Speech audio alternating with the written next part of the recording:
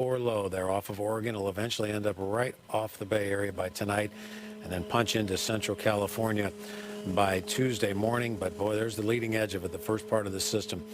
So get ready for rain. This will be a cold rain, also wind picking up, and then thunderstorms a possibility as we go into overnight tonight into Tuesday for sure. So your timeline here with highs only in the 50s, 60s. Okay in the morning, but really picking up later in the afternoon, especially into the evening. All right, Sal's here. Something new or just the usual? Well, the usual, but it's lighter than usual because today's a federal holiday. We do have some slowing on Highway 4 between Bailey and Willow Pass, but compared to a normal day, it's a lot lighter, and the East Bay commute is a lot better. Now, the Bay Bridge, we've had some slowing because of 2 earlier crashes. It's still kind of slow there. It begins to slow right near the toll plaza, and it's crowded all the way across the bridge. 7:01, let's go back to the desk. All right, thank you, Sal. We continue to follow the Israel-Hamas prisoner and hostage exchange this morning. Hamas released the 20 surviving Israeli hostages who were kidnapped at the start of the war in Gaza 2 years ago. In exchange, Israel is releasing more than 2,000 Palestinian prisoners. KTVU's Devin Truby joining us live here in the studio with more. Yeah, good morning, James. Andre, Prime Minister Benjamin Netanyahu has confirmed that all of their alive hostages have been returned. These hostages have spent more than 700 days in Hamas captivity. However, there are still 28 deceased individuals that need to be returned. Hamas asking for more time to locate their bodies, but 4 of them will be released later today. Trump and Netanyahu addressed Israel's parliament this morning, officials praising Trump, even promising to campaign for the Nobel Peace Prize for him next year. Trump will continue on to Egypt for peace talks about the reconstruction of Gaza. And in an unprecedented achievement, virtually the entire region has endorsed the plan that Gaza will be immediately demilitarized, that Hamas will be disarmed, and Israel's security will no longer be threatened in any way, shape, or form. Trump says the next move is the Board of Peace, a transitional body included in the peace plan to rebuild Gaza. Trump is the chair, and he'll be joined by former British Prime Minister Tony Blair. But there are some major sticking points, such as the governing role of this board, and also concerns over an international peacekeeping force proposed to replace Israeli troops in Gaza. Now, these prisoners and hostage exchange is just step 1 of 20 in Trump's plan for peace. Andre. All right, thank you so much. Celebrations erupted as buses carrying freed Palestinians arrived from a prison in the Israeli-occupied West Bank today. The release of nearly 2,000 prisoners marks phase 1 of the ceasefire deal between Hamas and Israel. In exchange, all 20 living Israeli hostages were freed and are now receiving medical care, with the Red Cross helping to facilitate this exchange. Now, the next step in this peace process moves to Egypt. Leaders from 20 nations are gathering there right now, and within the last hour, Air Force One took off from Egypt, headed to Sharm el-Sheikh, Egypt, with President Trump on board. These are live pictures from where that gathering is set to take place momentarily. President Trump and the Egyptian president will lead the summit, where they plan to discuss the future of Gaza. We will, of course, continue to follow the summit and bring you updates and live reports as the morning goes on. And you can follow all of our coverage on the hostage prisoner swap and the ceasefire agreement between Israel and Hamas on the Fox Local app. It is a free download for your smart TV and your smartphone. Time now, 7:04. New this morning, Governor Gavin Newsom has just signed a series of bills meant to protect children online, including as they use artificial intelligence. The package of bills adds safeguards to parts of the internet and emergency technology. AI chatbots also must now provide minors with break reminders, prevent them from seeing explicit images, and not allow chatbots to represent themselves as healthcare professionals. The new laws also increase protections against deepfake pornography, and social media companies will now be required to have warning labels for minors. The governor says it's important to have these guardrails on new technology to protect children.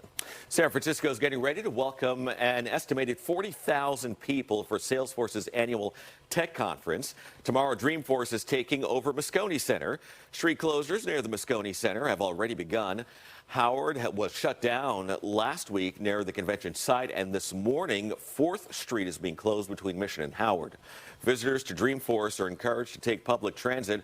All streets will reopen after the conference ends on Thursday. And CEO Mark Benioff is under fire over his comments to the New York Times welcoming the military to San Francisco. Yesterday, Benioff took to social media and avoided any mention of the National Guard as he talked about his upcoming Dreamforce conference. He wrote, quote, "Year after year, San Francisco is at its safest during Dreamforce, a model of a strong public-private partnership where we surge resources together in a spirit of professionalism and compassion. We're grateful for the progress Mayor Lurie and all of our partners have made, and we look forward to continuing to work together to make our city safe for everyone who lives, works, and visits here." San Francisco District Attorney Brooke Jenkins says she will hold a news conference Wednesday at City Hall with civic and corporate leaders to reject the calls to have National Guard troops in the city. Jenkins says San Francisco leaders have worked for the last 3 years to reduce crime and do not want the Trump administration to intervene. Legal experts say most San Franciscans would likely be against it, too. How far does Mr. Trump want to push this?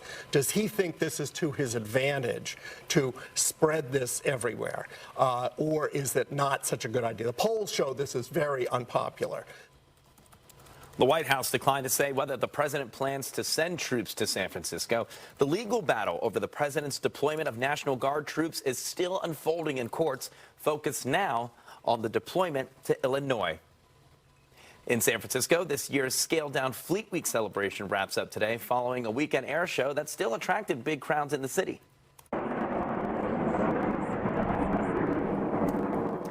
Those are the Canadian snowbirds. They took to the skies above San Francisco as the main attraction for this weekend's air shows.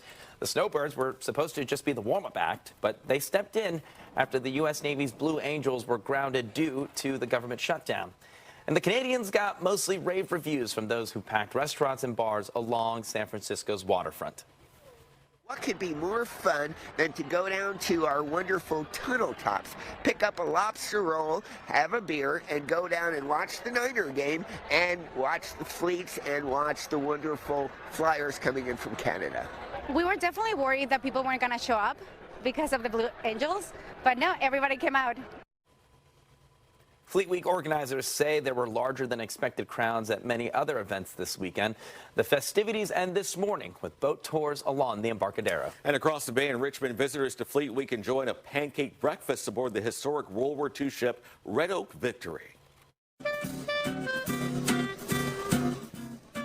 Well, guests were served breakfast on deck while a live band performed. The Red Oak Victory is the last remaining vessel of the more than 700 ships built at the Richmond Kaiser shipyards during World War II. Today it serves as both a museum and a tribute to the thousands of men and women who worked tirelessly during a time of national crisis. Navy was a big part of San Francisco, especially it bloomed in World War II. There wasn't a lot of Navy in the Bay Area. It bloomed, and Richmond, with the shipyards built here, the Kaiser shipyards, that's what started Richmond really blooming. All proceeds from Sunday's breakfast will go toward the restoration and upkeep of the Red Oak Victory. All right, it's coming up on 7:09 right now. Thousands turned out for the 157th annual Italian Heritage Parade in San Francisco. The beloved tradition began near Fisherman's Wharf before making its way through North Beach, ending at Washington Square. The parade featured colorful floats, live music, and classic cars. Actor Joe Mantegna was supposed to be the Grand Marshal, but had to cancel because he was sick. The celebration is meant to honor the rich culture, history, and lasting contributions of the Italian-American community to the Bay Area. I had fun out there yesterday at La Rocca's. If you came, thank you. All right. Watching that parade. Let's go out and take a look at what we have today, westbound. If you are driving onto the Bay Bridge, it's moderate. Today's a holiday. It's a federal holiday. It's Columbus Day. And here some people in California celebrate Indigenous People Day. But what you need to know about the commute is fewer people are going. I can show you that a lot of these commutes are doing very well. This is a look at the Richmond Bridge. There's a little bit of a backup there for sure. And on the San Mateo Bridge, it's moderately heavy. We have been looking at the South Bay commute. There's not a lot there. A little slowing on 101 as you drive up toward the airport. 710. Let's go back to the desk. All right, today's the National World Championship Pumpkin Weigh-Off in Half Moon Bay. We'll take a look at this year's gourds, hoping to break the world record of more than 2,800 pounds. And 49ers star Fred Warner is out for the season with a dislocated ankle, but how about his playing future? We'll talk about his potential prognosis with a doctor who's seen some similar cases. Jacoby & Myers has been a proud part of the California community since 1972. We've stood by our neighbors, helping hundreds of thousands of families get the justice they deserve. Whether it's fighting insurance companies or fighting for you in court, we'll stand up for you. At Jacoby & Myers, we know the stakes: your family, your health, your future. For over 50 years, we've been California's trusted name in legal care.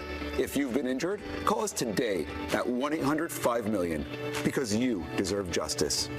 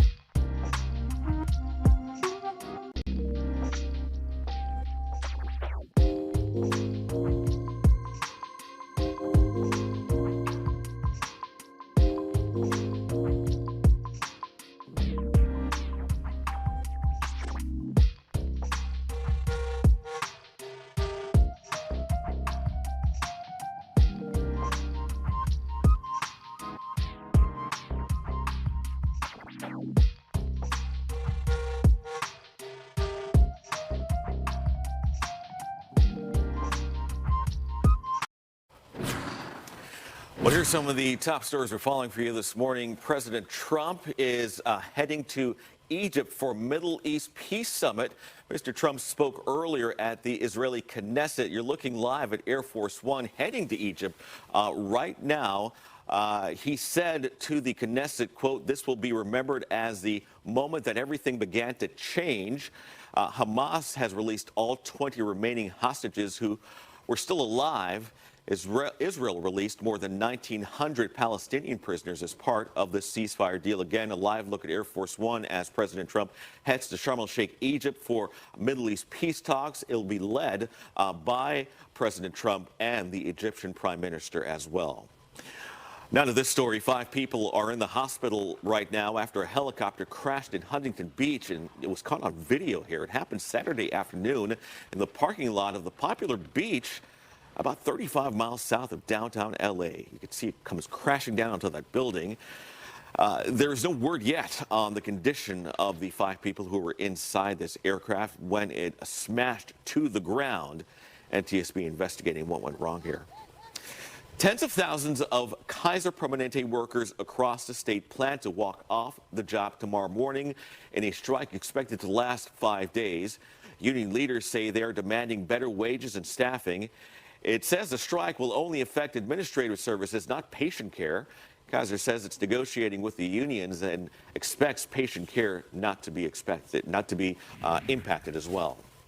Well, a crushing defeat for the 49ers made even worse by an injury to the man who may be the best player on the team. KTVU's Frank Malicote is here as the team's season is suddenly at a breaking point. Yeah, I guess so, Andre, but they're still in first place, believe it or not. The Niners have dealt with numerous injuries in recent years, but this latest injury to All-Pro linebacker Fred Warner may be the most crushing. Niner players are calling Fred Warner's season-ending injury heartbreaking and a monster gut punch. The team is still 4-2, and because of its divisional record, they remain atop the NFC West. But make no mistake, the mood at the team's Santa Clara headquarters this morning is somber. The Niners travel to Tampa, take on the Buccaneers, billed as a game between two of the top teams in the conference. But an interception led to an early touchdown for the Bucs. And while Christian McCaffrey finally scored the Niners' first rushing touchdown of the season, Niners just couldn't catch up to the Buccaneers. Once Warner left in the first quarter, the defense could not stop MVP candidate quarterback Baker Mayfield, who finished with 2 passing touchdowns in the 49ers' 30-19 loss. It just wasn't our day. And honestly, it's early in the year. We're not a bad football team, and we just need to flip the switch and get ready for next week and get some guys back and be positive about it, honestly. Warner was trying to make a tackle when Niners safety Jair Brown rolled into the back of Warner's ankle during the stop. The players around him, they knew right away. Immediately, they knew it was bad and quickly started waving the training staff over to rush in and take a look. Warner dislocated the right ankle, and he broke a bone. I mean, anytime you lose one of your best players, also a huge leader. So obviously a huge blow. Feel bad for Fred right now. He was in good spirits, though. He's got a good foundation.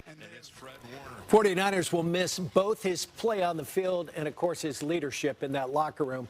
We did speak to a medical director at U.S. Center for Sports Medicine who is calling the injury career-altering. We come back at the same level. Will his 40 times be the same? Will his hops be the same, his ups? Vertical? No, I don't think so. So I don't think you can expect to come back, have the same push off, the same strength, etc. The ankles are never going to be the same. Yes, he'll come back. Will he come back the same Fred he was the play before he got hurt? That's a tough ticket. I'm not sold on that.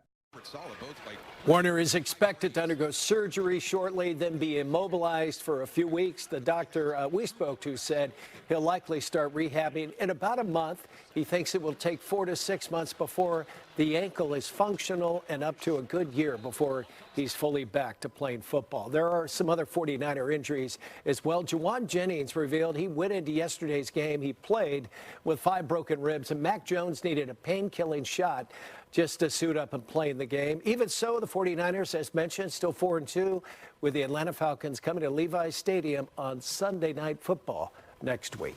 Guys? Frank Malicote, thank you. 7:18 this morning. We'll head out to Sal at the traffic center. Sal, I'm sore just hearing that story already. All these injuries. Yeah. Jeez. It's terrible. I haven't seen a team that's been this unlucky in a very long time. All right. There's not a lot to talk about traffic-wise, which is good. Here we are in the South Bay. You can see traffic is light. There's a little bit of slowing here and there, but for the most part, we're doing very well. San Mateo Bridge is not up to the normal levels, and the Richmond Bridge does have a little bit of a backup. Highway 24 is okay, and the Bay Bridge Toll Plaza has not much to see here. We do have some crowding on the bridge. That's about all. 7:19. Let's talk about today's weather. It looks like it's changing a little. It's changing a lot there, no doubt about it. This is a cold system on the way for this time of year, for mid-October. Rain's on the way. 3/4 of an inch to maybe 2 3/4 if everything's set up just right. Wind will be picking up big time. Winter storm warning has been posted for the mountains. It was a warm one on Sunday, not bad. 70s on the temps, Napa, Redwood City, Walnut Creek, San Jose, all down today, upper 50s. Low to mid 60s on the highs. Already the wind, now it's northwest, but it's going to turn more subtly here eventually. And as it does, an approach of this system, which is now just knocking on the door up on the north coast there, Del Norte, Humboldt County, some of it moving into Mendocino County. That's the leading edge. That's some really heavy rain associated when you see bands lit up like that.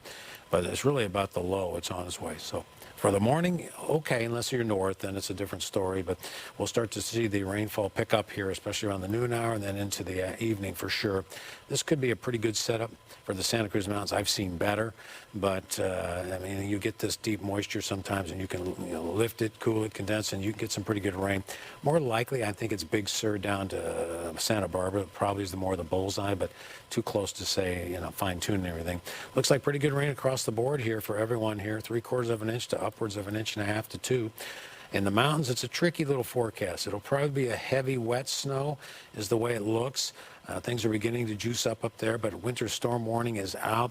Now, most of this will be later, not sooner, but eventually around 5,000 to 6,000, 2 to 4 inches of snow, above 6,500, 6 to 12, and above 8,000, after everything's said and done, there could be 2 to 3 feet. It's just that the target looks to be more central California, but it's close enough that I'm just broad brushing it, because on this kind of a pattern, it wouldn't take much. 50s on the temps here. There's our low. It's on its way. It'll be right off of just about, I think, the Bay Area by tonight. And then it'll start to drift south as we go into Tuesday, and then eventually pivot, take the turn as we go into Tuesday afternoon. But this is a cold low that's coming in, and temperatures will take the plunge tomorrow. So look for increasing clouds throughout the morning, and then rain developing, and then a cold system with showers and possible thunderstorms tomorrow. Steve Paulson, thank you. Challenging times for many retirees living in the Bay Area. A new survey shows how many are now caught in a financial bind. And 2 people dead, 3 hurt, including 2 CHP officers after a violent crash that started as a police chase. The steps Highway Patrol is taking to determine exactly what happened.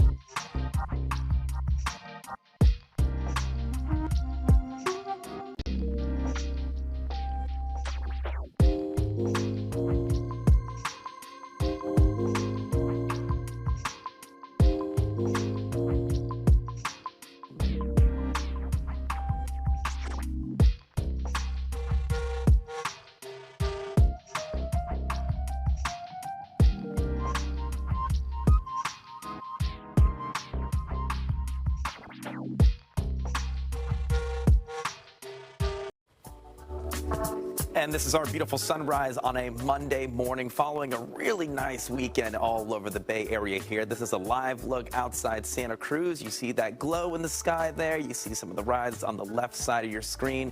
Some changes in weather are on the way, so enjoy the sunrise while you have it for now. Well, hundreds of scientists with the CDC are being called back to work as the Trump administration scrambles to reverse mass layoffs. Roughly half of the 1,300 workers dismissed over this weekend in layoffs are being called back. Some were reportedly let go by mistake, including 2 leaders of the federal measles response team, people working to contain Ebola in the Democratic Republic of Congo, and members of the Epidemic Intelligence Service. At the end of the day, what I'm worried about is the continued erosion of trust in the American people and the increased vulnerability that we're going to be at, to a global threat that might be infectious, that you really need the whole complement of the CDC to be on standby for. A third of the CDC staff was laid off in April, with many of them rehired weeks later. 7:25 this morning, a new poll is finding people looking to retire in the Bay Area are battling high costs and growing debts. A third of retired people polled by the Bay Area News Group and joint venture Silicon Valley say they are just barely making ends meet. A large majority rely on Social Security checks, while a little less than half also use 401ks and pensions. 1 in 6 said they are struggling to pay bills, and about 6% say they are in serious financial trouble. The poll also found 41% of retirees have asked family or friends for some form of financial help within the last 5 years. All right, at 7:26, San Jose cracking down on red light runners, the parts of the city where automated traffic cameras are operational starting today. And today is the last day of San Francisco's Fleet Week. There were no Navy ships, no Blue Angels, but we'll look at how organizers carried on with the event despite the government shutdown.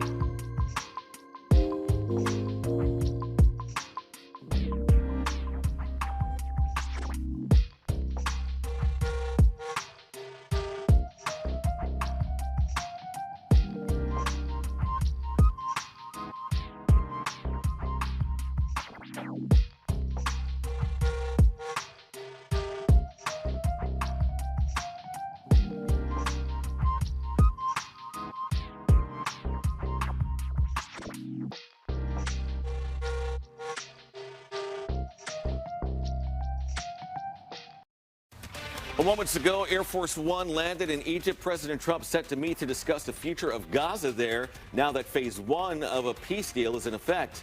And for some, today is Indigenous Peoples Day. For others, it's Christopher Columbus Day. The controversy surrounding today's holiday, as well as what's open and what's closed today. From KTVU Fox 2 News, this is Mornings on 2. Welcome to Mornings on 2 at 7:30 on the dot. I'm Andre Senior. And I'm James Torres. Today is Monday, October 13th, almost halfway through the spooky month of the season as we kick off fall. Steve Paulson here telling us that some rain is coming in the forecast. It's on the way. We got a mix of some clearing right now and clouds, but it's on the north coast. It'll be here throughout the day. Later, not sooner. But this low will end up right off the Bay Area by late tonight, then overnight into early Tuesday before it finally drifts south. It'll punch in somewhere around the central California coast, but this is a rather dynamic cold system for this time of year. Winter storm warnings are out in the mountains. There's a cold low on the way, and again, it's going to track right along the coast. It'll funnel in a lot of moisture, so rain develops later. For the morning, you're okay, but by the evening, I would make plans if you need to get home early. I'd leave early. And then cold showers, thunderstorms likely late tonight into Tuesday. Highs 50s, 60s. Winds already picking up. All right, Sal's here, and he tells us the traffic is on this kind of a holiday. Yeah, it's lighter, definitely. A lot of federal workers have today off, and you can tell. You can see that looking at Highway 4, for example, if we start there, that is cleared out. I like it. 680 as well. And if you get on most of the East Bay freeways, you're doing well. There's a little bit of a backup remaining at the Richmond Bridge and not much of one at the Bay Bridge Toll Plaza. 7:31, let's get back to the headlines. All right, let's get a live look now at the airport in Sharm el-Sheikh, Egypt, where Air Force One touched down just a short time ago. President One getting ready to deboard the plane. He will attend a summit alongside the Egyptian president as well. There at the summit, they will discuss the future of Gaza. Now, earlier today, we showed you that Israel released 19 prisoners in exchange for the 20 hostages that still remained in Hamas captivity that started this whole thing, this entire war. And as we're watching here, the president's getting ready to deboard that plane. But this next phase will discuss what will happen to Gaza, who will oversee Gaza, who will govern Gaza as it begins that road to recovery. We saw just a few days ago, people were starting to return home, and their homes were obliterated by Israeli attacks following the October 7th attacks 2 years ago, in which Hamas went into Israel and killed over 1,000 people and kidnapped several hostages. 20 remain in the country, but were released to Israel this morning. Let's go over to Rebecca Castor now. She is live in Tel Aviv with the latest developments happening there, Rebecca, as we wait for the president to deboard Air Force One in Sharm el-Sheikh, Egypt. Yes, and Andre, here in Israel, it's been an incredibly emotional day. For the first time in 2 years, there are no living hostages still in Gaza. We actually saw the final helicopter carrying the last of the hostages fly over us here in Tel Aviv not too long ago. And now everybody across Israel can finally stop holding their breaths. Cheers erupting across Israel as crowds learned that hostages were turned over to the Red Cross safely and are being transferred to the Israeli military. A nightmare over after more than 700 days in Hamas captivity. We're finally getting peace. Hospitals in Israel are ready to begin helping hostages recover, while their family members are overwhelmed with emotions watching their release and wait to reunite. Large crowds also gathered in Tel Aviv to welcome them back home. These are the thousands of people here in Hostage Square wanting to take in this moment together. They're anxiously watching the screen and cheering every time they get word that a hostage has made it to the border. Israel says 20 living hostages will be exchanged for more than 1,900 Palestinian prisoners. And there's strong mixed emotions. Israeli officials have prepared some families that they will not be receiving their loved ones' bodies today because Hamas needs more time to find them. Some of us are here to stay until the last person comes home. President Donald Trump is being claimed the president of peace around Israel. He met with hostage families today before speaking with Israel's parliament. This is not only the end of a war. This is the end of an age of terror and death and the beginning of the age of faith and hope and of God. It's the start of a grand concord and lasting harmony for Israel and all the nations of what will soon be a truly magnificent region. Now that President Trump has landed in Egypt, he will join the peace summit with other world leaders and have further talks on reconstructing Gaza. Andre. Rebecca, within the last several minutes or so, we're hearing new reports about the deceased hostages that are still being held in Hamas. We said we had earlier that they might not be released. We didn't have a timeline yet, but now we're understanding that Hamas says it might release some of those bodies. What have we learned there? Yes, so this is the heartbreaking news we have to share today. The agreement was that Hamas was supposed to have the bodies of 25 hostages to turn over to Israel, and they are telling us today that they are only have the bodies of 4 of those deceased. So that is just heartbreaking news for the families that were sitting on pins and needles all day waiting to hear if they were going to receive the bodies of their loved ones. Just closure, still not closure for them. Really, really heartbreaking update there. All right, Rebecca Castor reporting for us live in Washington, in Tel Aviv, Israel. Rebecca, thank you. And we're looking live as President Trump just deboarded Air Force One. He's greeting members of the Egyptian government right now. This is at the Sharm el-Sheikh International Airport in Egypt, where a summit will be taking place shortly on the future of Gaza. What will happen to it now? Who will oversee it next? And the rebuilding process, the extensive rebuilding process that's going to be happening there. So the president just deboarding Air Force One, heading into that meeting right now, walking down the red carpet. We will continue to follow the story and have updates for you throughout the morning here on KTVU Mornings on 2. Well, it's day 13 of the government shutdown now. The Trump administration is warning states that funding for food stamps could run out if the deadlock continues past October, affecting more than 40 million Americans. And in Washington, D.C., all Smithsonian museums and the National Zoo are closed. Even the beloved panda cams have gone dark. And federal employees may end up with no paycheck this week if the shutdown continues. Layoffs are also underway. And Vice President J.D. Vance warns more cuts could come. One group that would get paid, however, are U.S. troops. The president ordered the Defense Department use all available funds to pay military members during the shutdown. The move comes as Congress is still far from making a deal. Democrats are here wanting to force that conversation, force that vote on behalf of not just our active duty military, but their families in particular. If it's so obvious that we want our troops to be paid, the simple thing is to reopen the government. The Defense Department will dip into research and development funding and new money from the Treasury Department to move $8 billion to paid troops. The Bay Area also home to large communities of Coast Guard members and their families. Many of those households are feeling anxiety over the government shutdown, even with the president's promise to pay the troops. More Coast Guard workers will not receive their mid-October paycheck, and they won't get paid again until after the shutdown is over. Coast Guard family members and neighbors in Novato are now trying to lean on one another for support.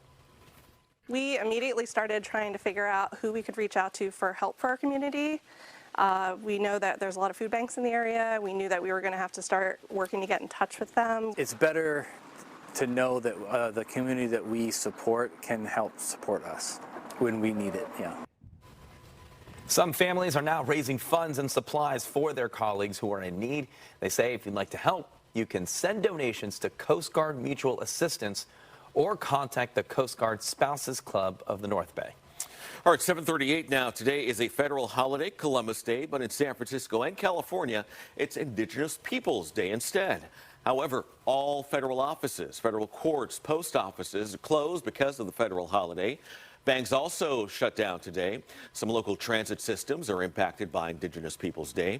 BART lines and AC Transit are running on their regular weekday schedules, but Muni's running on a weekend schedule today. Now, Berkeley was the first city in the country to celebrate Indigenous Peoples Day back in 1992, and many Bay Area cities followed suit. Governor Newsom signed the first statewide proclamation declaring Indigenous Peoples Day back in 2019. The holiday change came about from historians and Native American groups who strongly objected to the way Columbus treated Native Americans when his ships first arrived in the Americas. Many educators and others also object to the way Columbus is portrayed in the history books. his imagery, the way in which he's constructed, is very much about a discourse to do with Columbus representing civilization and indigenous peoples representing barbarism. However, this second Monday in October is not on the calendar of holidays in California, which means state workers do not get today off. It's a big day in Half Moon Bay. It's the Safeway World Championship Pumpkin Way Off, and it's all getting started in just a few minutes. KTVU's Tori Gaines joins us now live from Half Moon Bay. Tori, are we seeing the giant pumpkins? I know you've had a couple conversations with some of the farmers out there.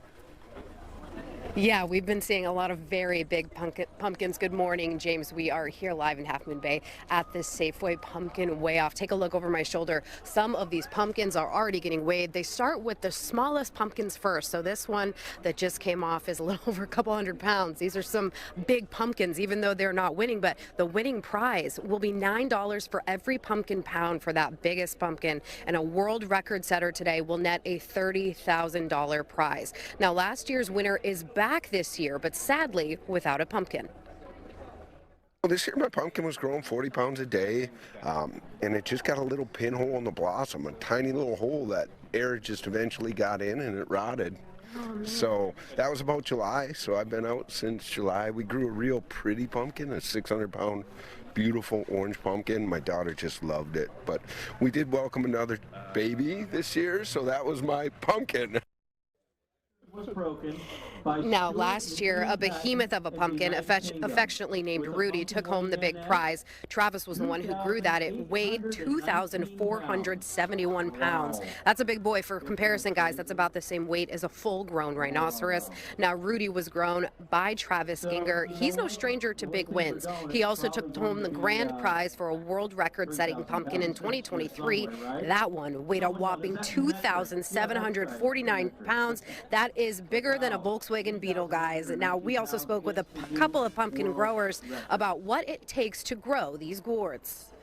You know, it's like raising a child, I think. I mean, we're out there for, I grow 5 plants, and I'm probably spending an hour to hour and a half per plant per day. It's just, a lot of water. We feed them every day, give them a little something to eat, just like a child, and they just keep growing and growing. So who will take home that big prize this year? After speaking with a bunch of California growers, I can tell you they are hopeful that the winner will be from right here in the Golden State. We'll bring you all these updates live throughout the morning. Live in Half Moon Bay, Tori Gaines, KTVU, Fox 2 News. Like raising a child. Tori Gaines, thank you. Well, Dreamforce gets underway in San Francisco. It all starts tomorrow, but the annual tech conference getting a little bit of backlash after Salesforce CEO Mark Benioff told the New York Times that President Trump should send the National Guard to San Francisco. And now we want to hear from you. Let's bring in Frank Malakote, who has our viewer poll of the day. Good morning to you, Frank. All right, guys, good morning to you. This morning we are asking, should President Trump send the National Guard to San Francisco? And it's pretty easy. Your options are yes or no. And as you can see right now, the no's are overwhelming. The yes is 82% to 18%. And you can vote as well. You can scan that QR code or go to ktvu.com/vote. and chime in. Guys? All right, as we go to break, here's a look at that poll. Again, you can scan the code right there in the top corner of your screen. We want to hear from you. Stay with us at 7:43. Mornings on 2. We'll be right back.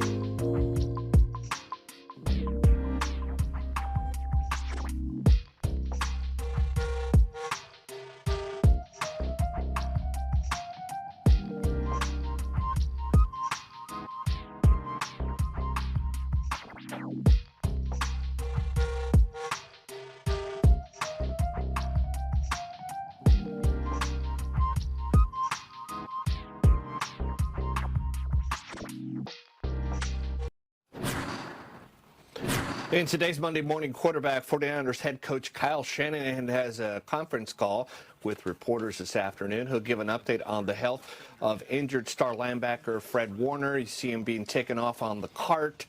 Bad news for 49er fans. A sports medicine doctor says Warner has a long road to recovery. He'll have surgery. He'll be immobilized probably 2-3 weeks. He'll start rehab probably in about 3 to 4 weeks.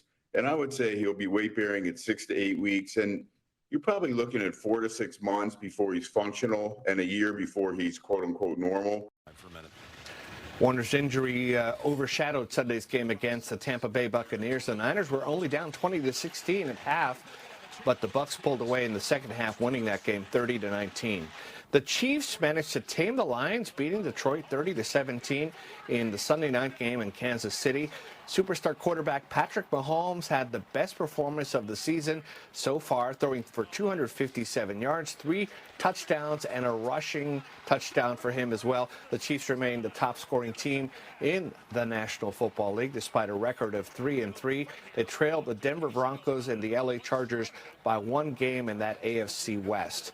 And the international fans in London got to watch live football. There wasn't a lot to watch, though. The Broncos beat the New York Jets 13-11. It was another bad game for quarterback Justin Fields of the Jets. He only completed 9 passes for 45 yards. The Jets remain the only team to not win a game so far, 6 games into this season. Well, some of the other stories we're following for you today at 7:48. San Francisco's getting ready to welcome an estimated 40,000 people for Salesforce's annual tech conference at Moscone Center. As of this morning, 4th Street is closed between Mission and Howard to prepare for the conference. Visitors are encouraged to take public transit. All streets will reopen after the conference ends on Thursday. A scaled-down Fleet Week wraps up today with final ship tours before visiting vessels sail out of the bay. The Canadian snowbirds took to the skies above San Francisco as the air show's main attraction. The snowbirds were scheduled to be a warm-up act, but stepped in for the U.S. Navy's Blue Angels, which was grounded due to the government shutdown. Fleet Week organizers say crowds were still larger than expected. New this morning, Governor Newsom has signed several bills adding new rules for major tech companies. The new laws are meant to protect minors online. They include several regulating artificial intelligence chatbots, as well as others adding new protections on social media. The bills also require the state to create new protections against cyberbullying. 7:49 your time. The California Highway Patrol is bringing in a special division to investigate a chase that ended in a deadly crash. The chase started in Castro Valley at about 3 Saturday morning after officers tried to pull over a speeding Mercedes. That car took off, leading officers westbound down Interstate 238 towards San Leandro. The Mercedes tried to take the East 14th Street exit, but lost control, hitting the sound wall. The driver and the passenger were killed, and a third person inside was hurt. The CHP car then crashed into the same wall, injuring both officers inside. The law gives the CHP the right to pursue people that are violating the law, but it also tells them you've got to keep the safety of the public in mind. Advocates for police accountability say this crash is an example as to why a pursuit policy change is overdue. In general, I think it's another example of how dangerous high-speed chases are. We have also heard from officers that they don't like to engage in these chases because they want to go home at night. The crash survivor is recovering from serious injuries. The CHP says the 2 officers are also dealing with serious but non-life-threatening injuries. Starting today, San Jose has new automated cameras at traffic lights to catch drivers who run red lights. The city's transportation department says it's the 2nd highest cause of traffic-related deaths in the city. The new cameras will be located on Monterey Road and Branham Lane, Late and Parkmore Avenues, Keys and South 3rd Street, and South Bascom and Camden Avenues. There will be a 60-day grace period before the cameras start issuing actual tickets. Warnings start today, then the tickets will start December 12th. The city will evaluate how effective the program is in about a year. All right, 7:50 is your time. Let's head over to Sal now in the traffic center, watching the roads on this Columbus Day. Indigenous All Peoples right, Day. yeah, it's one of those federal holidays, Andre and James, and right now we have a lot of light traffic out there. The Bay Bridge is completely recovered, even though we had 2 crashes on the span. That backup is not much at the toll plaza. A little crowded on the bridge. San Mateo Bridge looks all right. I know Steve's paying attention. Looks like it's windy out there. Look at the water kind of moving around. But that's above my pay grade. We'll let the professional deal with that. He's in the wings. And here we go. San Jose does have a little bit of a backup here. There is a crash northbound 680 right near Calaveras. So actually, it's more near the Montague Expressway area. Watch for some slowing northbound 680 as you come up on that. 7:51. Let's bring Steve back in with today's weather. The wind is picking up, Sal. That's a good observation there. Clouds are slowly increasing as well. We do get a break in the morning. This will be an afternoon event into the evening and then into early Tuesday before it finally begins to kick out somewhere in Central California Tuesday afternoon, evening. 50s on the temp. Some sun breaks. Farther south, a few more. Farther north, nope, starting to get cloudy. There's the low coming right off it's off the Oregon coast. It'll be right off the Bay Area about 10 o'clock tonight, and it's going to bring in some pretty good rain here and then thunderstorms tomorrow. The leading edge is moving into Mendocino County, a little far north from my forecast zone, but it's getting close. Rain develops Monday afternoon, evening. Windy, colder, thunderstorms, especially late tonight, tomorrow. Could get some pretty good amounts here in some of the coastal hills. You have to really be near the core of the jet to kind of get this. It might be more Big Sur down to Santa Barbara than it will be Santa Cruz Mountains, but it'll be close enough that we're going to mention it here. Rainfall looks pretty good for everybody here across the board, 3/4 of an inch to 1.5 inches on this panel, but some of the coastal hills could easily get over 2.5. Timeline pretty quiet here in the morning, then really picking up later afternoon into the evening. So if you're heading to work now and say, I think I'll leave early, I get that. I would. There's our system. You can get a good look at it. It's beginning to drop down. It'll go right past us and then right down towards about Monterey, Big Sur, then take the turn inland. Winter storm warning is out for the mountains. This looks like a heavy, wet snow. Most of the activity will be tonight into Tuesday and early Wednesday. Could get snow level down to 5,000 feet, but around 6,500 feet, half a foot to a foot looks likely. Above 8,000, could get 2 to 3 if it all sets up as advertised. Hints that it might be a little more south of Tahoe, but it's close enough as this whole system drops down. This is a really cold dynamic system for this time of year, and it'll be right over us by this evening and then move south tomorrow before it kicks out, but not before we get rain, cold conditions, wind, and possible thunderstorms. Steve Paulson, thank you. An unusual move by the Labor Department. Next at 8, what the White House is now admitting about the president's immigration crackdown and the new warning about food costs. And the next installment in the Tron movie franchise debuted in theaters this past weekend. Film critics explain why this new sequel may not have performed as well as hoped.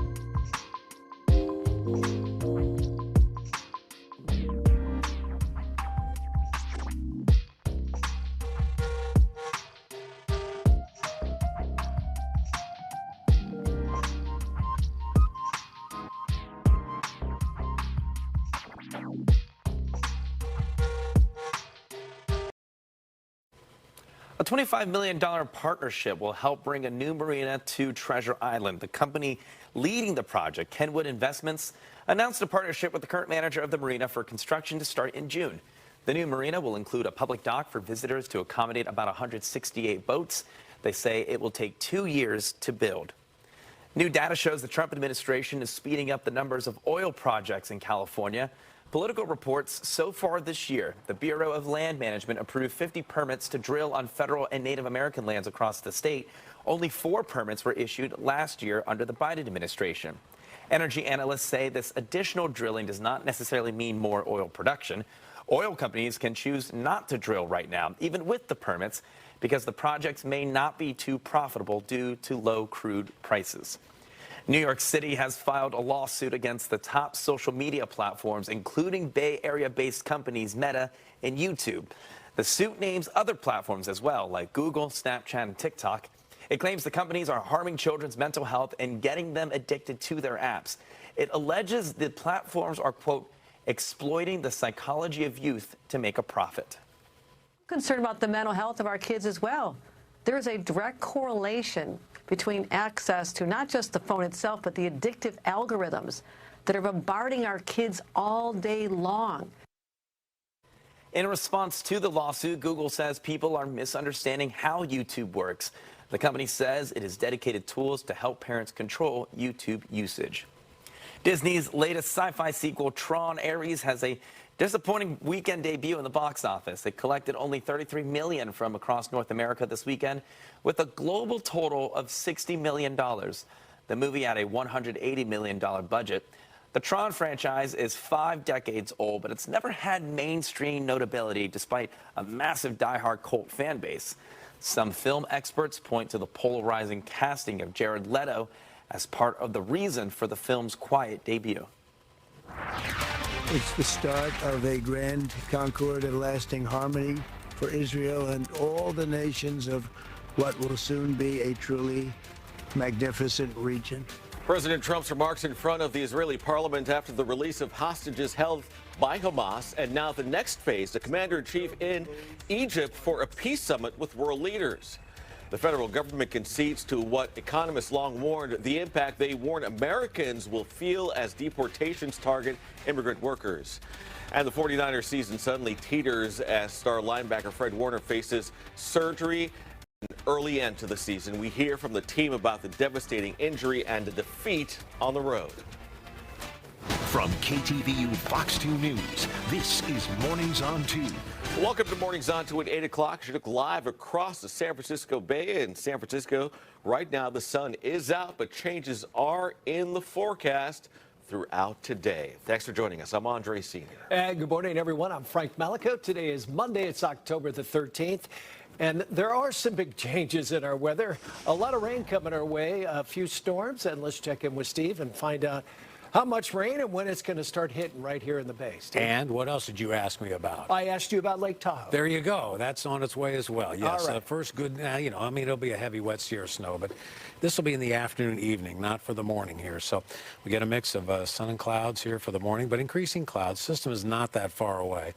It's up on the north coast. It'll get here late morning, early afternoon, into tonight, and all the way into Tuesday before it finally kicks out. If you're up in Mendocino County and points north, yes, but south of that, now we're still waiting on it, but it'll take another couple hours before it starts to work its way in. So increasing clouds for the morning. Rain develops early afternoon into the evening. Wind picking up. It'll be a colder system tonight, tomorrow, and possible thunderstorms as well. I'd say some of the coastal hills look to be able to taking the brunt of this with 1 3/4 inches to maybe 2 1/4, more likely south, but it's close enough, I'll mention it, for the Santa Cruz Mountains. So if you have something to do, the morning is the time to do it. Afternoon, evening, tonight into Tuesday, it won't be so good as rain is on the way. All right, Sal's here, 8:01, thinning out, something new. Yeah, we have a car fire, Steve, northbound 680 coming up on Landis Avenue. It's on the map there, and that's about all. We're now just looking at some incidents here and there, but we don't have a lot. There it is, northbound 680 approaching Landis. I also do have very good-looking traffic on the San Mateo Bridge and on the Bay Bridge. 8:01, let's get back to the headlines. All right, Sal, we thank you for that. President Trump talking to Egyptian president right now and the media. He just flew in on Air Force One. in the Middle East from Israel down to Egypt. This is world leaders from more than 20 countries. They begun making their way to Egypt's Red Sea resort of Sharm el-Sheikh to attend a summit there to discuss the future of Gaza, the rebuilding, and to keep that peace agreement in order. And of course, that's topping our news here at 8 o'clock. A historic Monday morning in the Middle East. Early today, Hamas released the 20 surviving Israeli hostages who were kidnapped at the start of the war in Gaza 2 years ago. In exchange, Israel is releasing nearly 2,000 Palestinian prisoners. Tens of thousands of people have gathered in the area at Tel Aviv, known as Hostage Square, to celebrate the return of those hostages. The president arrived in the Middle East shortly after the first hostages were released. The president received several standing ovations as he spoke before the Israeli parliament earlier today. President Trump says this time is a time of celebration. It's also time to remember the victims of October the 7th. Thousands of innocent Israeli civilians were attacked by terrorists, and one of the most evil and heinous desecrations of innocent life the world has ever seen, the worst slaughter of Jews since the Holocaust. The cruelty of October 7th struck to the core of humanity itself. Nobody could believe what they were witnessing. Israeli Prime Minister Benjamin Netanyahu introduced President Trump during this morning's special session of the Israeli parliament. The Israeli leader had high praise for the president and his success in brokering a historic ceasefire agreement. Trump is the greatest friend that the state of Israel has ever had in the White House. Mr. President, today we welcome you here to thank you for your pivotal leadership in putting forward a proposal that got the backing of almost the entire world. And it was about a half hour ago, President Trump arrived in Egypt for that final stop of his brief but historic trip to the Middle East. President Trump, as mentioned, now meeting with other world leaders about the future of Gaza and Egypt. Trump and Egypt's president are hosting that summit where we are expecting a formal signing ceremony of that ceasefire agreement between Israel and Hamas. And of course, you can follow all of our coverage on the hostage prisoner swap this morning and the ceasefire agreement between Israel and Hamas on the Fox Local app. It's a free download on your smart TV and your smartphone. Well, the Trump administration says the crackdown on immigration may lead to higher food prices. The Labor Department says immigration enforcement and raids are having an impact on farm workforces and the food supply. It also says that unless there is action to create a stable and lawful source of labor, the threat to food supplies will only grow and prices will keep going up. The department acknowledged Americans are not willing to step into farm work and lack skills to do so. One senior Trump administration official told the Washington Post that it's working to improve visa programs to help farm workers have a legal workforce. There are now more protections in place for immigrant families across California. Governor Newsom signed the Family Preparedness Plan Act over the weekend. It bans licensed child care facilities and state preschools from collecting immigration-related data from students and their families. This comes shortly after other legislation was passed in California requiring a court order or judicial warrant for ICE to access student information or enter classrooms.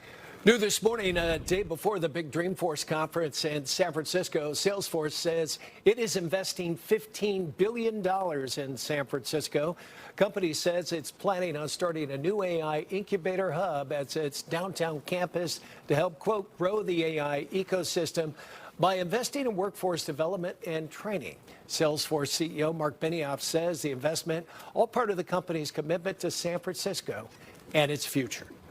All right, 8:06 is your time. A crushing defeat for the 49ers, made even worse by an injury to the man who may be the best player on the team. Yeah, it was a tough game, a tough loss, too. The 49ers have dealt with numerous injuries in recent years, but the latest injury to all-pro linebacker Fred Warner may be the most crushing. Niner players are calling Fred Warner's season-ending injury heartbreaking and a gut punch. The team is still 4-2, and because of its divisional record, they are still atop the NFC West. But make no mistake about it, the mood of the team's Santa Clara headquarters this morning is somber. It just wasn't our day, and honestly, it's early in the year. we're not a bad football team, and we just need to flip the switch and get ready for next week and get some guys back and be positive about it, honestly. 49ers traveled to Tampa to take on the Buccaneers. It was billed as a game between two of the top teams in the conference, but an interception led to an early TD for the Bucs.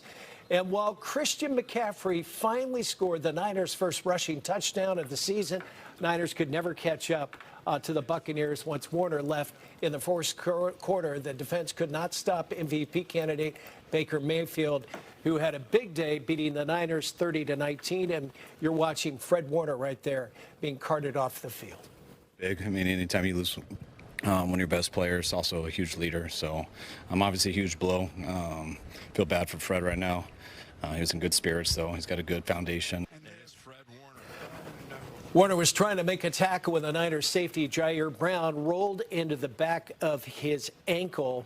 The 49ers will miss both his play on the field and the leadership in the locker room. We did speak to a medical director of U.S. Center for Sports Medicine who's calling the injury career-altering. Will he come back at the same level? Will his 40 times be the same? Will his hops be the same, his ups, vertical? No, I don't think so. So I don't think you can expect to come back, have the same push off, the same strength, etc. The ankles are never going to be the same. Yes, he'll come back. Will he come back the same Fred he was the play before he got hurt? That's a tough ticket. I'm not sold on that. 49ers will miss both his play on the field and his leadership in the locker room. As mentioned, we did speak to that medical director who said it will take some time before he's back. Niners are also dealing with other injuries. Juwan Jennings revealed he went into the game yesterday, had 5 broken ribs. Mac Jones needed a pain-killing shot to play in the game. Even so, the Niners are still 4-2 with the Atlanta Falcons coming into Levi Stadium for Sunday Night Football. That'll happen next Sunday night. So a lot going on. A lot going on for sure. All right, let's check in with traffic now. Sal Castaneda is in the traffic center with much more. Sal? All right, if you are driving on westbound 80, the Bay Bridge, let's go right to it right now. You can see this live picture. It looks pretty good. Today is a holiday for a lot of people. It's a federal holiday, and that's all it really takes for traffic to look this good. I've had a couple problems. Northbound 680 at Landis Avenue is one of them. So northbound 101 and 680 are a little bit slow, and that's about all. 809, let's go back to the desk. Well, from deep fakes to digital danger zones, California's bold new law to make internet safer for kids.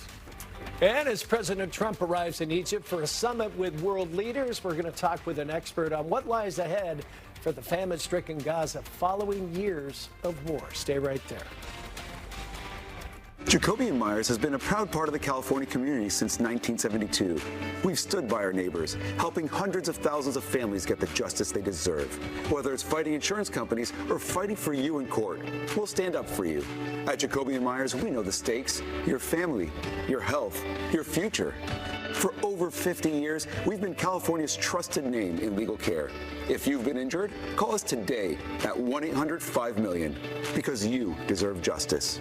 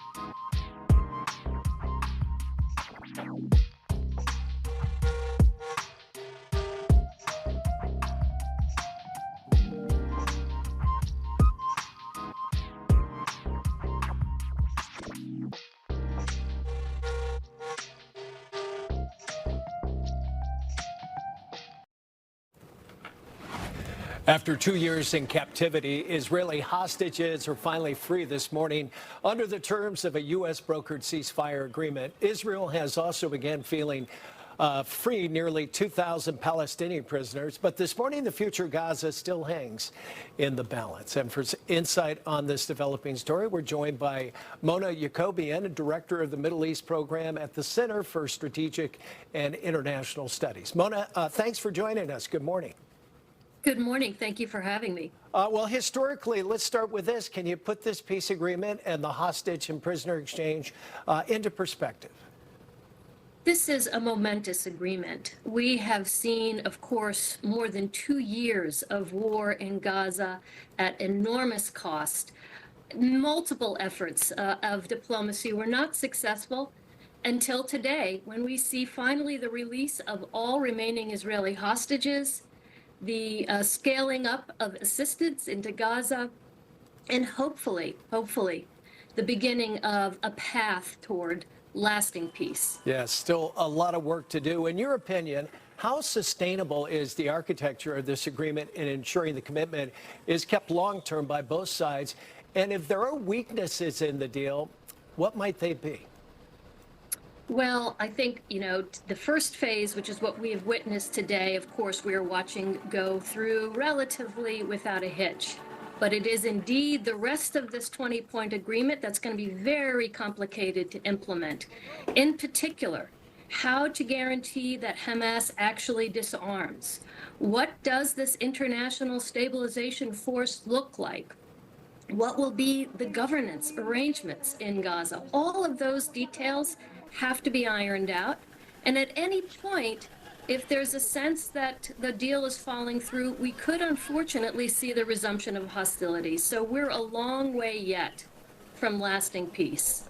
How do you see Gaza recovering in the short term? And even though humanitarian aid is flowing into Gaza, many people are finally having the opportunity to go back to their homes and their communities, but they're finding that they're gone. How do they manage that?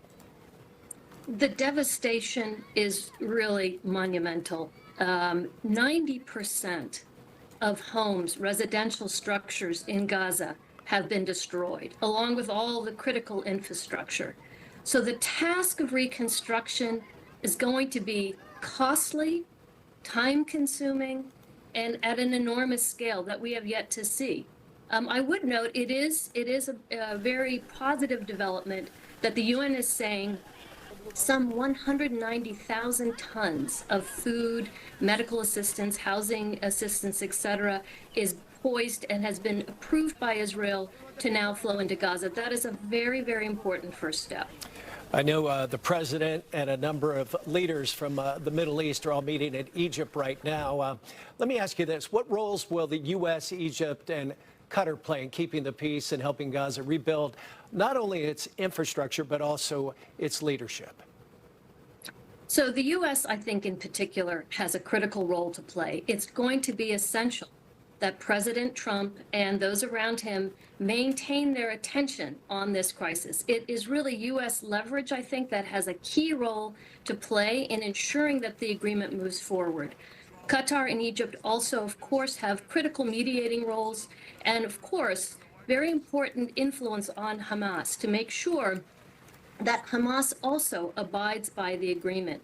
So the game is not over, and I think at this point it's really going to be essential that the United States remains focused. Well, there's a lot of hope in that region, and certainly a first good step today. Mona Yacobian, she is the Director of Middle East Program at the Center for Strategic and International Studies. Thank you for your time today and your insight. We appreciate it. Thank you. It's 17 minutes after 8. Some of the top stories we're following for you today is the 13th day of the government shutdown. The Trump administration is warning states that funding for food stamps could run out if the deadlock continues past October, affecting more than 40 million Americans. And in Washington, D.C., all Smithsonian museums and the National Zoo have closed their doors. Even the beloved panda camps have gone dark. Well, new this morning, Governor Newsom has just signed a series of bills meant to protect children online, including as they use artificial intelligence. The package of bill adds safeguards to parts of the internet and emergency tech. AI chatbots also must now provide minors with break reminders, prevent them from seeing explicit images, and not allowing chatbots to represent themselves as healthcare professionals. The new laws also increase protections against deep fake pornography, and social media companies will now be required to have warning labels for minors. The governor says it's important to have guardrails on new tech to protect children. It is 8:18, and right now I don't see a lot on the incident list for CHP, which is unusual, but it is a federal holiday. And I was just looking, they even cleared that crash we had on 101, so really not a lot going on. You know what? I'm not mad at it.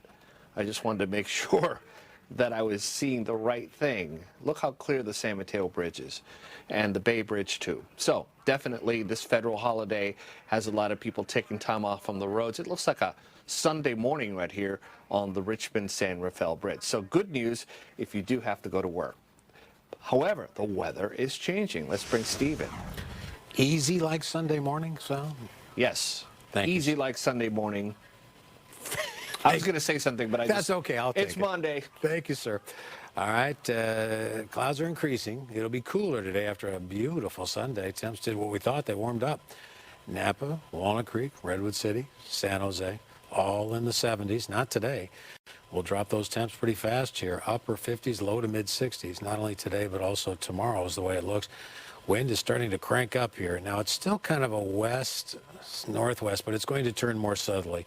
It's turning more west now. It was a little more northwest from that upper low, which is turning right off of the Oregon-California border. Leading edge of the front is still up on the north coast, but it's beginning to make its move here. That's some really heavy rain coming down when you see it that lit up on the radar. But in advance of it, the warm front is beginning to make its move there. The overrunning rain is moving into the north, especially Mendocino County. Nothing here at 7 a.m. unless you're north. And they're starting to pick up more likely in the afternoon and into the evening. That looks like the best timeline. If the jet stream lines itself, some of the coastal hills, Santa Cruz Mountains, more likely it'll be Monterey down to Big Sur, Santa Barbara is really where it looks. But if you can get this deep moisture and funnel in a strong onshore wind, you can generate a lot of rain. So that's why we'll mention it for the Santa Cruz Mountains. Any way you look at it here, we're looking at some pretty good totals here. I mean, that'd be a heck of a lot of rain for Concord. Look at Napa now. These totals have gone up. So same for Santa Cruz Mountains, and there you go. Boulder Creek 2.38 being advertised now. That's a big jump from just 6 hours ago. I tend to buy into that. 39 Mount Shasta, 36 Truckee. This will be a heavy wet snow is the way it looks for the mountains here. Whether Tahoe takes the bullseye or not, it could be a little south of them. It doesn't matter. Winter storm warning has been out, posted. That'll have to go through 5 a.m. Wednesday until the low kicks east of Tahoe. Eventually, it'll get down to 5,000 feet, 2 to 4 inches there, 6 to 12 above 6,500 feet. And it's possible 3 feet could fall at the 8,000 foot level. 50s on most of the temps. It's going to be a cold day for some to the north. That's our system dropping in. It's on its way, so get ready. Increasing clouds leading to rain later, and then possible thunderstorms. This is a really cold dynamic system for this time of year, and it'll be with us into Tuesday afternoon, evening. Then it looks like it'll be east of us and south of us by the time we get to Wednesday, you guys. Alrighty, Steve, thank you for that. Wildfires not only becoming more frequent, the costs are flying off the charts. What a new report shows about the costliest fire in recent history when we come back.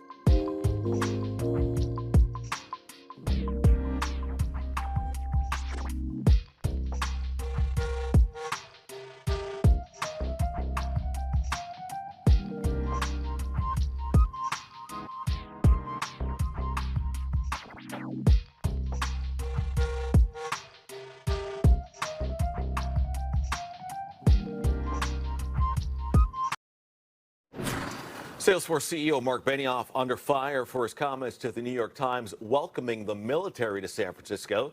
Yesterday, Benioff took to social media and avoided any mention of the National Guard as he talked about his upcoming Dreamforce conference.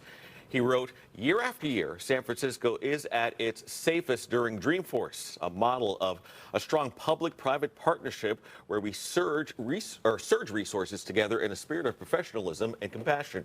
We're grateful for the progress Mayor Lurie and all of our partners have made, and we look forward to continuing to work together to make our city safe for everyone who lives, works, and visits here." San Francisco District Attorney Brooke Jenkins says she will hold a press conference Wednesday at City Hall with civic and corporate leaders to reject calls to have National Guard troops in the city. The DA says that San Francisco leaders have worked for the last 3 years to reduce crime and do not want the Trump administration to intervene. Legal experts say most San Franciscans would likely be against that, too. How far does Mr. Trump want to push this? Does he think this is to his advantage to spread this everywhere? Or is it not such a good idea? The polls show this is very unpopular.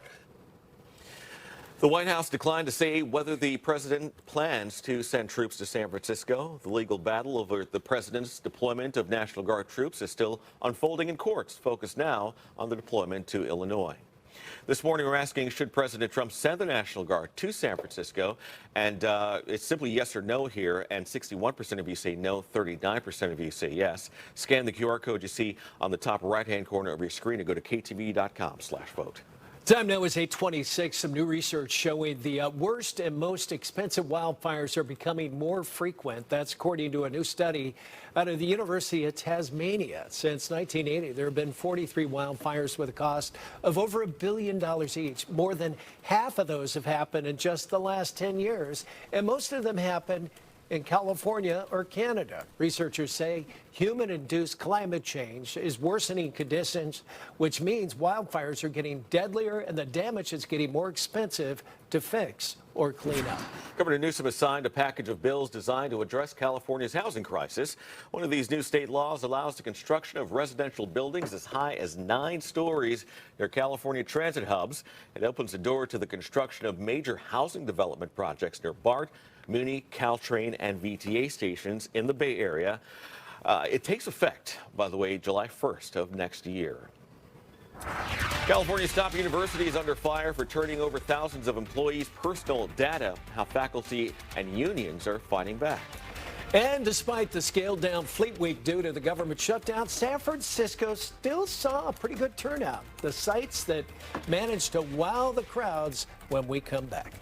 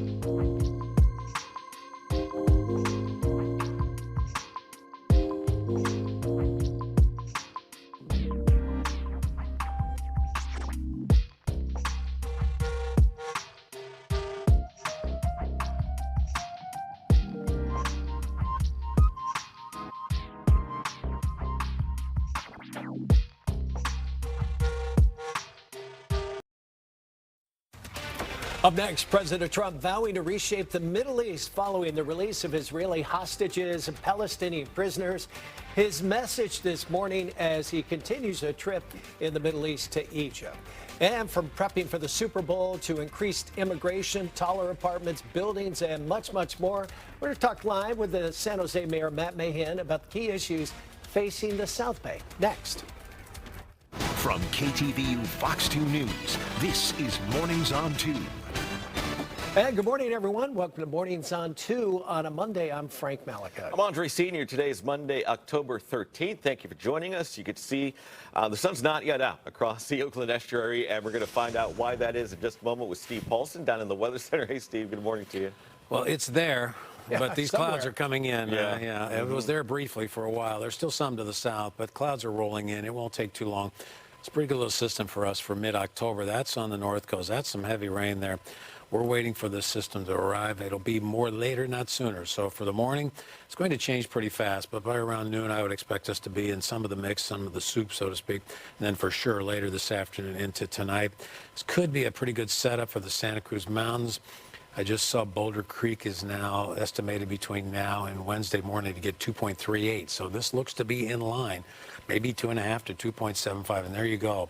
Some of these totals now have really ramped up. Just one forecast model, but still I tend to buy into it. So get ready for the morning, all right, but for the afternoon, evening, and then thunderstorms look to be likely tomorrow. All right, Sal is here. I think he loosened the tie. 1 foot's on the desk. There's really not a lot to talk about. Well, why don't you just go home then, for crying out loud? Thank you, Steve. Thank you, Steve. I'll run it by the boss first, but right now I'm going to show you the map of the East Bay. You can see Highway 4 looks good, 680 Martinez to Walnut Creek, and 80 looks great. We don't have a lot of traffic on the bridges. It is a federal holiday, and that's why there's not a big crowd on the Bay Bridge. 8:32, let's go back to the headlines. The first reunions of the Israeli hostages and their families.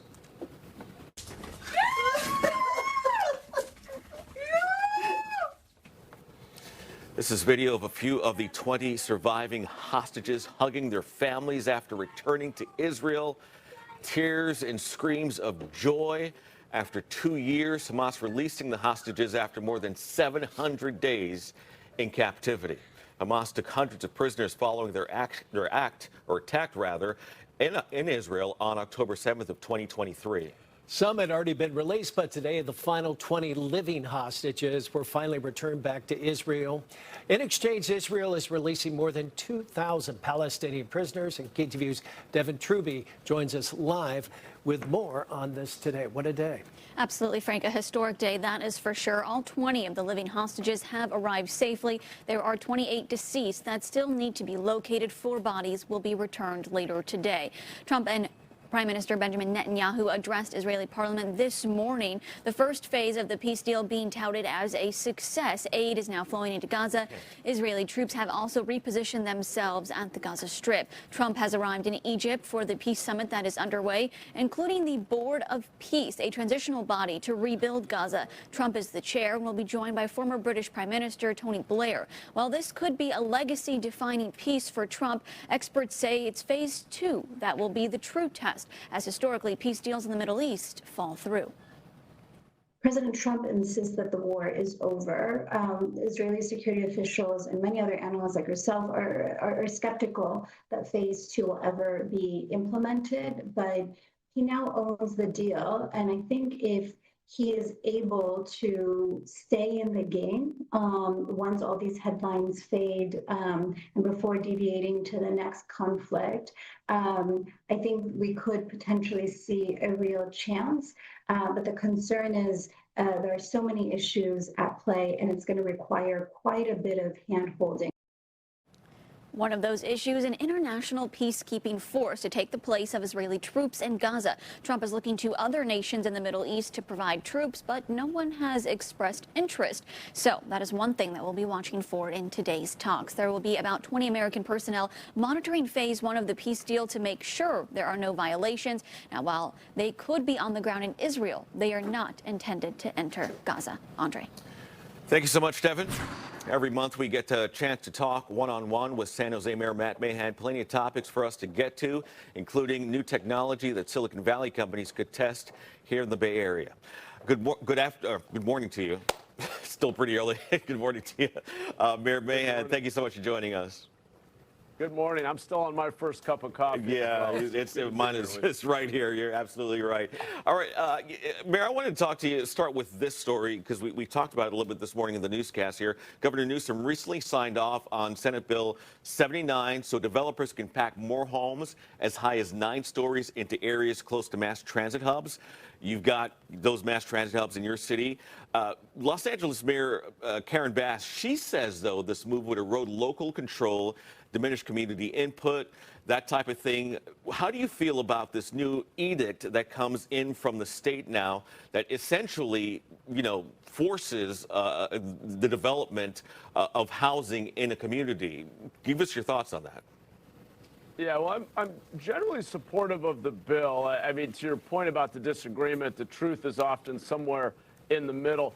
This kind of upzoning works if it's actually well-served transit. So the concept that where you have a transit station that has a lot of service, buses, trains coming every 20 minutes or more frequently, makes a lot of sense. And cities that have opposed any kind of upzoning or development around those sites have become part of the problem. It's part of the reason it's so darn expensive in our state, is that we haven't been building the housing we need for our kids and grandkids to be able to live here. On the other hand, the state has to be really careful, because these policies are often a blunt instrument, and if we just start converting all of our employment land, in San Jose we're very worried about losing our little remaining industrial land, or if we force density near transit hubs that don't actually have high service levels, we just get more traffic. So the devil's in the details, as they say. Yeah, all right. So we'll see how that comes to fruition here.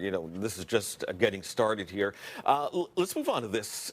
OPD, Oakland Police Department, their police chief, Floyd Mitchell, announced his resignation. San Jose recently went through a search for its own police chief. And while it's less often than what happens in Oakland, can you give us a little insight into how the process of finding a police chief works? Yes, and I was sorry to hear he was moving on. I know that turnover can be really hard on staff, but we did just go through our own search. And, our basic principles are we always run a very competitive national recruitment, make sure we're sourcing the best candidates from across the country. We established a couple of community-based interview panels. It's important to have a diverse set of stakeholders from the community, meet some of the leading candidates, and all of the leading candidates, and offer their perspective and input. We really take community policing and relations between the department and the community very seriously. That's the foundation of public safety, building that trust with the community. I think that's critically important. And then not rushing it. Our city manager took her time in leading that process, and it was a rigorous process. In fact, I think I saw 25 pages of written responses from the candidate who ultimately won. And Chief Joseph, who was an internal hire, is doing a tremendous job. And I think that rigorous competitive process with a lot of community engagement was key to identifying the right person. Not rushing it, especially with such an important position to fill. All right, let's move on to sports right now. And the Super Bowl, of course, at Levi Stadium next year. Bad Bunny set to perform at the halftime show. I'm sure you've heard about the speculation that ICE agents will be present. Should people be concerned about this possibility? Well, I hope not. I mean, these big global sporting events like Super Bowl, and of course we're also hosting World Cup matches next year, really ought to be a celebration of our shared humanity, of what's possible when people push themselves and work with a team to do the kind of unimaginable. Look, here's what I would say on it. I would invite President Trump to come to San Jose to see what's working in America's safest big city. As you know, we recently reclaimed the title of being the safest big city in America, and there's a reason for that. It is the trust that is built between our police department and the community that they serve. We have a diverse police force. We recruit from within the community. We invest heavily in training. We support our police department. We equip them with great technology, and they have a lot of support from the community, but it's based on trust, transparency, and accountability. And that's how you drive safety, not by scaring people. And so I don't buy into these fear tactics. I think it's a lot of rhetoric, and I would ask the president to tone that down and actually invest in what works, which, yes, is staffing, technology, but fundamentally it's about relationships and the trust that's been built between SJPD and our very diverse immigrant community to a large extent. We're 40% foreign born, and that's a strength of ours, not a weakness. But as you might imagine, the president might look at that, because of the possibility that people might be here illegally. Is there anything the city or police can do if ICE comes in? I mean, is there any control that you have when the federal government says, we're going to come in here and look for people who may be undocumented? Well, we don't have control over the federal government, but I would just again note that San Jose metro area has the highest GDP per capita, produces the most patents per capita, and we are now the safest big city in the country. And all of that, not in spite of, but I would argue because of the diversity, the dynamism, and the, frankly, pretty progressive policing approaches we have. We believe in community policing. We recruit from the community. We have a force that increasingly reflects the diverse community it serves, and that builds trust. And so I don't think that fear is a way to get the outcomes we actually want in the long run. It feels good to some in the short run, but it doesn't work. And I'm interested in what works. I think San Jose is showing the way in terms of what works on public safety, on homelessness, on a number of issues. Mayor, you mentioned a moment ago the World Cup, Super Bowl coming. Your city is in the boundaries of technology, innovation, and robo-taxis are just coming about, though, to be used more widespread. You're hoping for the expansion of this technology. What have these companies, though, told you that makes you comfortable that these robo-taxis will be safe moving around the streets of San Jose?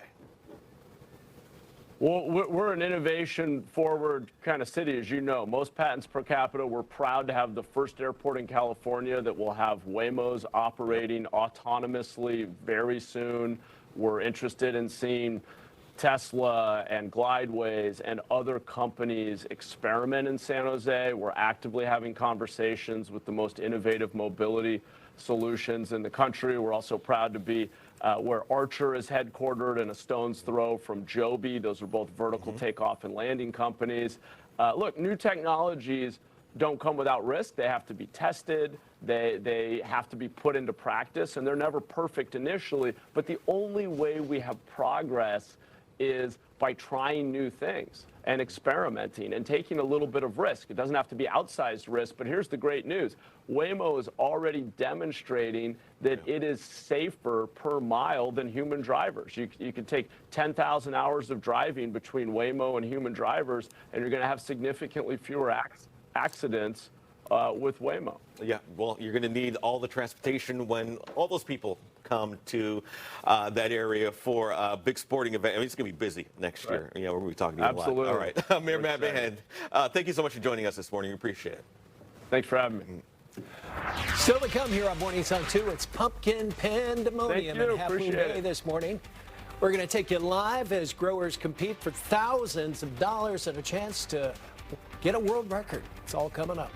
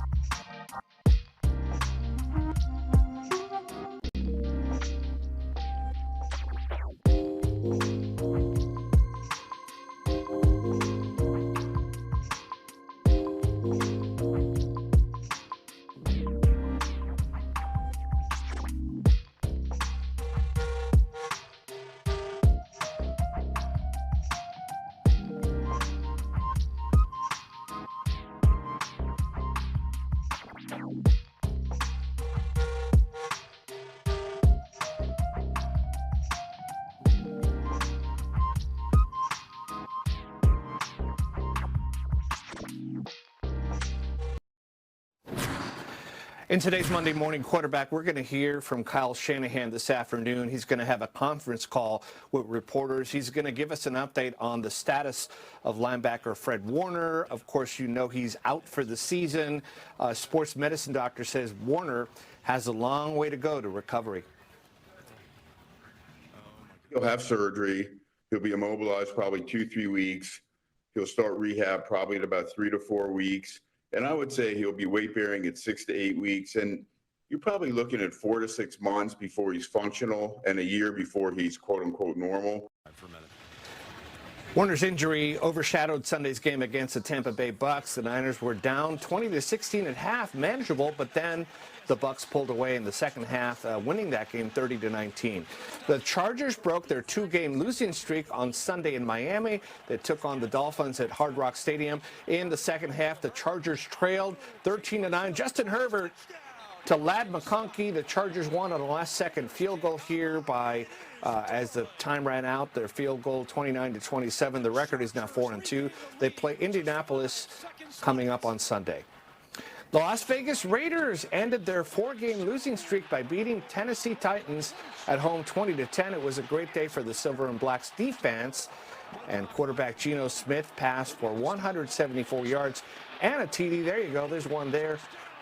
Las Vegas now has 2 wins and 4 losses ahead of next weekend's game. They're going to play the Kansas City Chiefs. Well, a big day in Half Moon Bay. The Safeway World Championship Pumpkin Weigh-Off is happening this morning. Is a really big day. You might call it a huge annual tradition where growers hope to go big or gourd home without a prize. I'm here all day. All right. KTVU's Tori Gaines joins us live from Half Moon Bay. How's it going out there?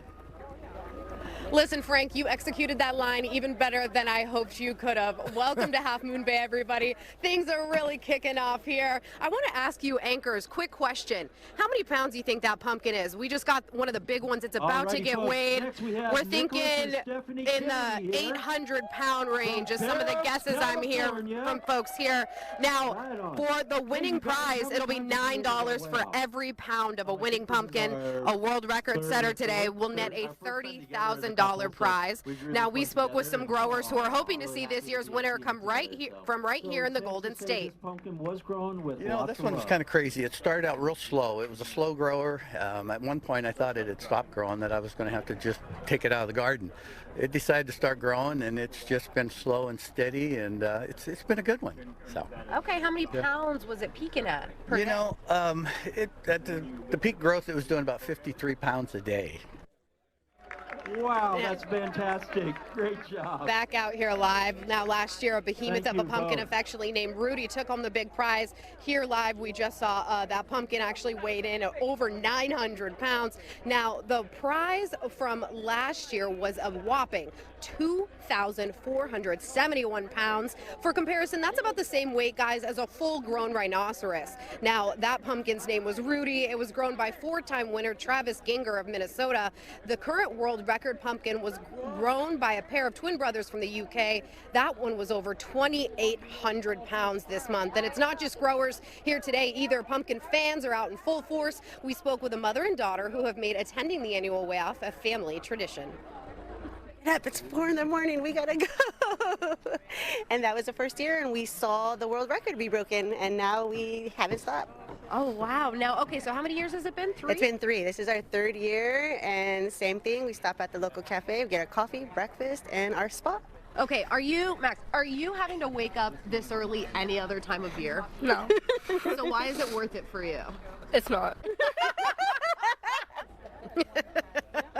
Max, they're having a good laugh. Now take a look, guys. You are seeing what it takes to move these huge gourds. It's amazing. It's taking a crew of several people as well as a forklift to get these bad boys on and off the scale. We're going to be keeping up with this all morning long. We're going to bring you all the details about who takes home the big prize. We're live this morning in Half Moon Bay. Tori Gaines, KTVU, Fox 2 News.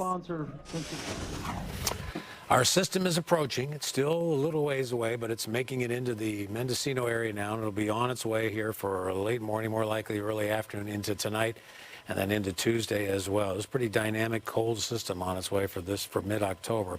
Already some activity beginning to increase up in Mendocino County, not far away from Lake County. It's knocking on the door there, and also northern Sonoma County. So we're on our way. Timeline did not have anything for the morning. Maybe 10 o'clock light to the north by noon, 2, 4, 6, 10. It'll be on its way, and the rainfall rates will pick up. Could be some pretty hefty total, especially. I'll also mention Russian River and also Mount Tamalpais. You get a kind of setup like this, you can get 1 3/4 to 2.5 total by the time we get to Tuesday night, Wednesday. Forecast totals projections are now going up, up, up. Look at Boulder Creek, 2.38. Santa Cruz, 1 2/3. San Jose, almost 1.5 inches. Concord, Livermore, that would be big time. Napa, almost 2 inches of rain. These are much higher than they were just 6, 12 hours ago. 40s up in the mountains. Some light snow has already begun. Not a lot, but a little bit. Winter storm warning is out there, but it'll really crank up by this evening and then overnight into Tuesday morning. That's when the coldest air will start to move in. You could get 2 to 4 inches at the 5 to 6,000 foot level, 6 to 12 above 65, and maybe 2 to 3 feet above 8,000 feet. Mainly 50s on the temps. These aren't going to go very far today. There's your upper low. It's driving southward. It'll be right off San Francisco by about 8, 10 o'clock tonight. And the wind and the rain will be picking up. This is a cold low for today, and especially into Tuesday. So a possibility of, well, as thunderstorms. Look like a good start here for mid-October for rain and hopefully more mountain snow, you guys.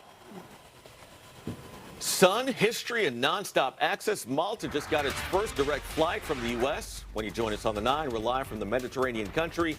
And why Travel Zoo says it's one of this year's can't-miss getaways.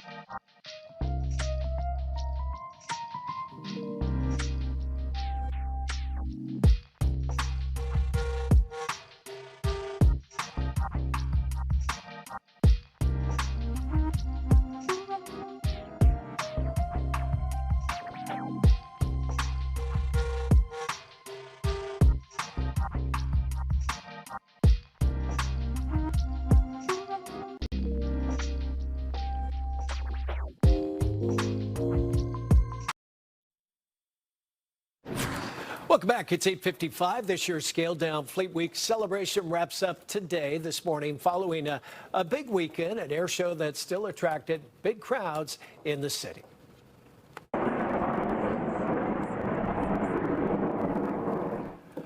Beautiful day. The Canadian snowbirds took to the sky above San Francisco as the main attraction for the big weekend air show. The snowbirds scheduled to be a warm-up act, but stepped in for the U.S. Navy's Blue Angels, who, of course, were grounded because of that government shutdown. And the Canadians got mostly rave reviews from those who packed restaurants and bars along San Francisco's waterfront. What could be more fun than to go down to our wonderful tunnel tops, pick up a lobster roll, have a beer, and go down and watch the Niner game and watch the fleets and watch the wonderful Flyers coming in from Canada. We were definitely worried that people weren't going to show up because of the Blue Angels, but no, everybody came out. Fleet Week organizers say they were larger than expected crowds at many other events over the weekend. The festivities in this morning, though, with boat tours along the Embarcadero. 8:57 now. University of California and California state schools are now facing backlash for handing over employee information to federal officials. A faculty union at CSU Los Angeles has now filed a lawsuit accusing the university of violating privacy rights. The information was handed over as the Trump administration continues investigations of alleged anti-Semitism. UC Berkeley released the names and contact info of 160 employees and staff, and CSU Los Angeles shared contact info for 2,600 workers. Campus leaders say not complying would have been illegal and cost the universities billions in funding. A new poll finding people looking to retire here in the Bay Area are battling high costs and growing debts. A third of retired people polled by the Bay Area News Group and joint venture Silicon Valley say they are just barely making ends meet here. A large majority rely on Social Security checks, while a little less than half also are using their 401ks and their pensions. 1 in 6 said they are struggling to pay bills, and about 6% say they are in serious financial trouble. The poll also found 41% of retirees have asked family or friends for financial help within the last 5 years. Well, new data shows the Trump administration is speeding up the numbers of oil projects in California. Politico reports so far this year, the Bureau of Land Management approved 50 permits to drill on federal and Native American lands across the state. Only 4 permits were issued last year under the Biden administration. Oil companies may choose not to drill right now, even with the permits, because the projects may not be too profitable because of low crude prices. Starting today, San Jose has new automatic cameras at traffic lights to catch drivers who run those red lights. City's transportation department says it is the second highest cause of traffic-related deaths in the city. The new cameras will be located Monterey Road and Branham Lane, Light and Parkmore Avenues, Keys and South 3rd Street, and South Bascom and Camden Avenues. There will be a 60-day grace period, by the way, before the cameras start issuing tickets. Warnings start today. Tickets start on December the 12th. City will now evaluate how effective the program is in a year. Mornings on Tuesday night starts in just 60 seconds. Stick with us.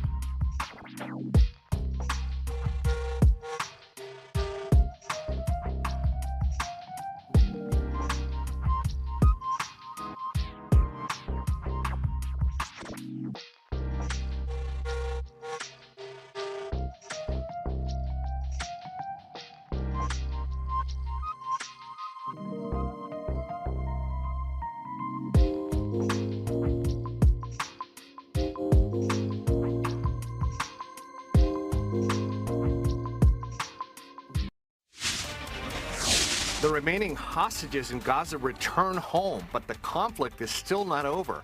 As Hamas returns